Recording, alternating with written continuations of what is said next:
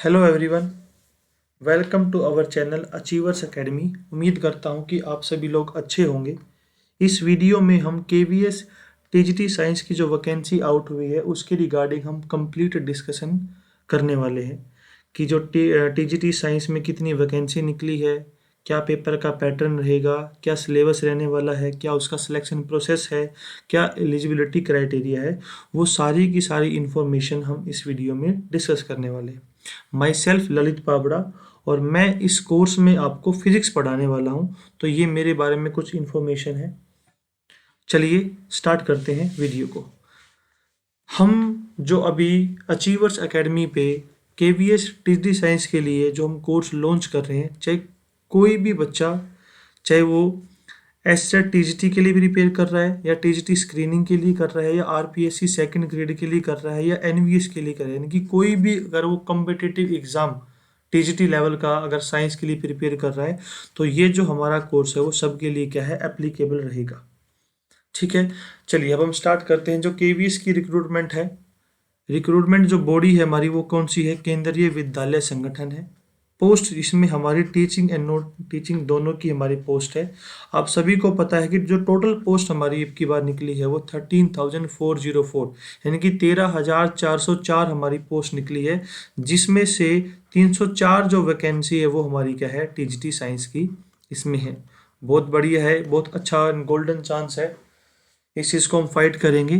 तो सबसे पहले देखो, जो आपका रजिस्ट्रेशन है वो 5 तारीख से स्टार्ट हो गया है, आज 11 तारीख है। तो जिसके पास भी कंप्लीट डॉक्यूमेंट है, यानी कि जो इस चीज़ के लिए एलिजिबल है, वो जल्दी से जल्दी अपना फॉर्म भरे, ताकि जो आपके आसपास के लोकेशंस है एग्ज़ाम सेंटर के, वो आप थोड़ा सा उसमें आपको ईजिली हेल्प मिलेगी इसमें। ठीक है, लास्ट डेट हमारे जो है फॉर्म अप्लाई करने की वो 26 दिसंबर है। ठीक है, आपका जो मोड ऑफ एप्लीकेशन है वो ऑनलाइन है, और अब की बार जो आपका एग्ज़ाम होगा वो भी आपका क्या है, सीबीटी बेस्ड रहने वाला है, यानी कि कंप्यूटर बेस्ड आपका टेस्ट रहेगा। उसके बाद फिर आपका क्या है, इंटरव्यू एंड डेमो प्रोसेस रहेगा, जो हम इस वीडियो में डिटेल में डिस्कस करने वाले हैं। एज लिमिट देख लेते हैं। पीआरटी के लिए 30 ईयर है लास्ट ईयर, टीजीटी के लिए 35 ईयर, एंड पीएचडी के लिए 40 ईयर है। ठीक है, उसके बाद हमारा क्या क्या इसमें सिलेबस है, क्या क्या हमारा एग्जाम पैटर्न यहाँ पे रहने वाला है, वो हम डिस्कस करते हैं। ठीक है, जो टोटल मार्क्स का हमारा यहाँ पे पेपर आएगा वो कितने का है, 180 क्वेश्चंस रहेंगे, और आपके लिए 180 यानी कि 3 आवर का ही आपकी टाइमिंग मिलेगी, यानी आपको एक क्वेश्चन के लिए 1 मिनट मिलेगा। ठीक है, और हर एक क्वेश्चन हमारा क्या है, इक्वल मार्क्स कैरी करेगा, 1 मार्क्स का। ठीक है, मीडियम ऑफ जो आपका एग्जामिनेशन है वो हिंदी एंड इंग्लिश है। जिस भी लैंग्वेज में आप कंफर्टेबल है उस लैंग्वेज में आप इसको एग्जाम को दे सकते हो, यानी कि आपके पास दोनों एसेसिबिलिटी है लैंग्वेज की। टाइप ऑफ जो क्वेश्चन हमारे यहाँ पे रहेंगे वो ऑब्जेक्टिव, यानी कि एमसीक्यूज बेस्ड हमारा क्या है, टेस्ट होने वाला है। ठीक है, और ऑनलाइन होने वाला है। ठीक है, चलिए उसके बाद जो हमारे पास यहाँ पे 180 मार्क्स के क्वेश्चन रहेंगे, वो जो क्वेश्चन है वो हमारे 4 पार्ट में डिवाइड रहेंगे। सबसे पहली जो इन्फॉर्मेशन यहाँ पे मोस्ट इंपॉर्टेंट है, जैसे बहुत से जैसे डीएसएसबी में क्या होता है, हर एक पार्ट के लिए टाइम लिमिट होती है कि आपको ए पार्ट इतने मिनट में करना है, बी पार्ट इतने मिनट में करना है। लेकिन यहाँ पे ऐसी अभी कोई इन्फॉर्मेशन नहीं है, आपके लिए कोई टाइम की लिमिट नहीं है कि आप किसी भी पार्ट को कभी भी किसी टाइम पे यहाँ पे क्या है, परफॉर्म या सोल्व कर सकते हो। पार्ट ए में आपका क्या है, जो पार्ट ए है आपका वो 20 मार्क्स कैरी कर रहा है, जिसमें आपके इंग्लिश के 10 क्वेश्चन रहेंगे, हिंदी के 10 क्वेश्चन रहेंगे। पार्ट बी भी आपका क्या है, जो जनरल पेपर आपका आएगा उसमें भी 20 मार्क्स का है, जिसमें जनरल अवेयरनेस और करंट अफेयर्स के 10 क्वेश्चन रहेंगे, रीजनिंग एबिलिटी के 5 क्वेश्चन रहेंगे, और कंप्यूटर लिटरेसी के भी आपके क्या है, 5 क्वेश्चन रहने वाले हैं। पार्ट सी हम बोल सकते हैं एक तरीके से सेकंड मोस्ट इंपॉर्टेंट जो आपका पोर्शन है वो आपका कौन सा है, part 3, perspective on education and leadership. यानी कि इसमें जो मेनली आपको पढ़ना है वो बीएड से रिलेटेड चीज़ें पढ़नी है। चाइल्ड साइकोलॉजी, पेडागोजी जो आपने पढ़ी है, ठीक है, चाइल्ड साइकोलॉजी जो हम पढ़ते थे बीएड में, ठीक है, क्या आपने पेडागोजी पढ़ी है, तो वो सारी की सारी इंफॉर्मेशन यहाँ पे क्या है, जो केवीएस का ऑफिशियल नोटिफिकेशन है उसमें कितना सिलेबस है, और कितने चैप्टर में से या कितने पोर्शन में से कितने कितने मार्क्स के आने वाले हैं, वो सारे की सारी डिटेल उसमें दी हुई है। एंड फाइनल 4 जो हमारा मोस्ट इंपॉर्टेंट है वो हमारा क्या है, दैट इज सब्जेक्ट कंसर्न, या फिर स्पेसिफिकली जो हमारे सब्जेक्ट्स के क्वेश्चन इस पेपर में रहने वाले वो रहने वाले हैं 100 मार्क्स के, जिसमें आपका फिजिक्स, केमिस्ट्री, बायो तीनों के मिला के आपके क्या है 100 मार्क्स रहने वाले हैं। ठीक है, चलिए उसके बाद हम देख लेते हैं कि जो आपकी केवीएस की जो टीजीटी सिलेक्शन की प्रोसेस है वो कैसे रहने वाली है। फर्स्ट आपका क्या है, रिटन टेस्ट होगा, ठीक है, 180 मार्क्स का। उसके बाद अब की बार केवीएस ने रिक्रूटमेंट में थोड़ा सा अपडेट किया है, चेंज किया है। अब की बार आपका इंटरव्यू के साथ में डेमो टीचिंग भी रहेगी। डेमो टीचिंग आपकी 30 मार्क्स की रहेगी और इंटरव्यू भी आपका क्या है 30 मार्क्स का रहेगा। तो यानी कि कुल मिला के 180 मार्क्स आपका रिटर्न हो गया है और 60 जो मार्क्स रहेंगे वो आपके डेमो इंटरव्यू यानी कि प्रोफेशनल कॉम्पिटेंसी टेस्ट में रहेंगे। जब आपकी फाइनल लिस्ट प्रिपेयर होगी उसमें आपका दोनों का 70:30 क्या है आपका रेशियो रहने वाला है, यानी कि 180 मार्क्स का आपका 70 रेशियो रहेगा और 60 में से आपका क्या है 30% रहेगा। यानी कि अब की बार ऐसा नहीं है कि आपको इंटरव्यू में बाहर निकाल देंगे। 30 मार्क्स में भी आपका 15 मार्क्स डेमो के हैं और 15 मार्क्स आपके क्या है इंटरव्यू के हैं। ठीक है, ये अब की बार क्या है आपका सिलेक्शन प्रोसेस है। ठीक है, उसके बाद नेक्स्ट चीज है एलिजिबिलिटी क्राइटेरिया। ये भी आपको बहुत अच्छे से समझना है। देखो, सबसे पहली जो बेसिक रिक्वायरमेंट है, आपके पास सीटेट क्वालिफाई होना चाहिए। सेकंड लेवल जो होता है हमारा 6 to 8 क्लास के लिए पेपर सेकंड, ठीक है, वो आपका क्वालिफाई होना चाहिए। सेकंड, आपके पास बीएड की डिग्री होनी चाहिए, ठीक है। और थर्ड आपके पास क्या है, बीएससी या तो साइंस की डिग्री हो जिसमें आपने तीनों subject botany, zoology and chemistry पढ़ रखे हो।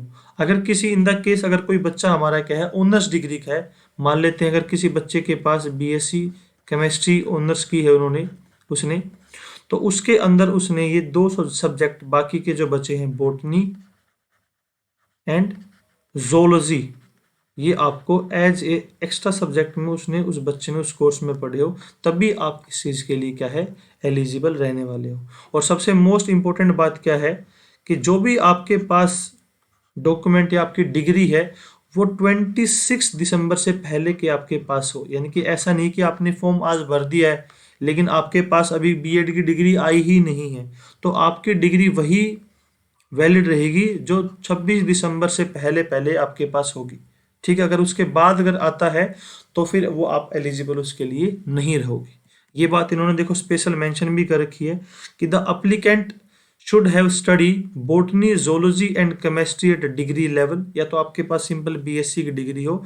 The applicant with honour degree in chemistry, zoology and botany and should have studied other two remaining subject in their graduation level। ठीक है, तो आपके पास कुल मिला के बॉटनी, जोलॉजी और केमिस्ट्री तीनों सब्जेक्ट आपको अपनी डिग्री में पढ़े होने चाहिए और एटलीस्ट आपके 50% मार्क्स आपकी बैचलर डिग्री में रहने चाहिए विद बीएड डिग्री।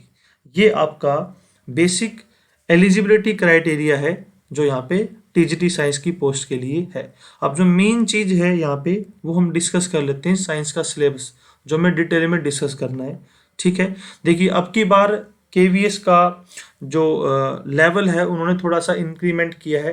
देखो सारे के सारे जो उन्होंने सिलेबस में बता रखा है कि जो भी आपका सिलेबस में आएगा वो सारा का सारा हमारा एनसीईआरटी और सीबीएसई सिलेबस के बेस्ड रहेगा 6 to 10th क्लास। लेकिन उन्होंने एक लाइन एक्स्ट्रा और ऐड की है कि the question will be testing the depth of understanding and the applicant of those concept at the level of graduation. यानी कि जो भी आप सब्जेक्ट यहाँ पे आपने पढ़ रहे हैं उसकी आपको लेवल यानी कि डेप्थ तक के आपके क्वेश्चन पूछे जाएंगे। कुल मिला के आपको 11th 12th up to graduation level तक के कंसेप्ट आपको उस चीज में सीखने हैं। ठीक है, तब जाके आपका जो क्वेश्चन का है पेपर आपका अच्छे से अटेम्प्ट होगा। देखिए जो हमारा केवीएस पीजीटी साइंस का कोर्स है इसमें 3 पोर्शन है, फिजिक्स, केमिस्ट्री एंड बायो। तीनों आपको अलग अलग टीचर पढ़ाने वाले हैं। तीनों टीचर अपने अपने फील्ड में एक्सपीरियंस्ड है। तो सबसे पहला जो हमारा यहाँ पे पोर्शन है वो है हमारा केमिस्ट्री का portion, matter, nature and behaviour, nature of matter, particle nature and their basic unit, structure of atom, chemical reaction, acid base and salt, metal and non metal, carbon and compound.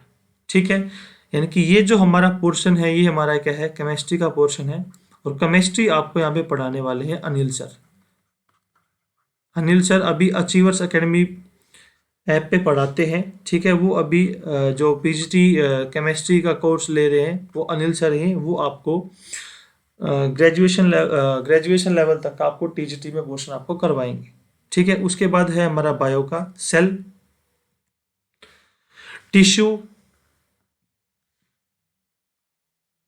Tissue, life process, control and coordination in animal and plant, reproduction, heredity and evolution. ये हमारा जो पूरा का पूरा portion है ये हमारा क्या है, बायो का है। और बायो आपकी लेंगे लकी मैम। लकी मैम जो अभी केवीएस पीजीटी बायोलॉजी के लिए अचीवर्स एकेडमी ऐप पे पढ़ा रहे हैं। ठीक है, मैं आपको यहाँ पे फिजिक्स पढ़ाने वाला हूँ। तो फिजिक्स का सिलेबस हम थोड़ा सा एक बार डिटेल में देख लेते हैं क्या क्या है। तो जो फर्स्ट चैप्टर या फर्स्ट टॉपिक है हमारा इसमें वो है मोशन। अब देखो, मोशन हमारा 8th क्लास में भी आता है, 9th में भी आता है, 11th में भी आता है, 12th में भी आता है और ग्रेजुएशन में भी आता है।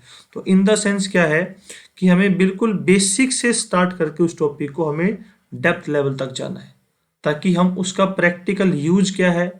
ठीक है, एट द डेप्थ मीन तो यही हो गया कि 11 12th में जाते हुए अप टू ग्रेजुएशन लेवल तक हम पढ़ेंगे। सबसे बेसिक है डिस्टेंस एंड डिस्प्लेसमेंट, जितने भी हमारे ग्राफ है। उसके बाद फिर हमारा जो इससे एडवांस है uniform motion and uniformly accelerated motion होगा। उसके बाद हमारा क्या है, सर्कुलर मोशन होगा। ठीक है, इसमें हम पढ़ेंगे क्या, रोटेशनल मोशन। यानी कि जो भी हमारा सिलेबस स्पेसिफाइड है उससे रिलेटेड चीज ही पढ़ेंगे और हम क्या है डेप्थ लेवल तक पढ़ने वाले हैं। सेकंड जो हमारा चैप्टर है that is force and Newton law.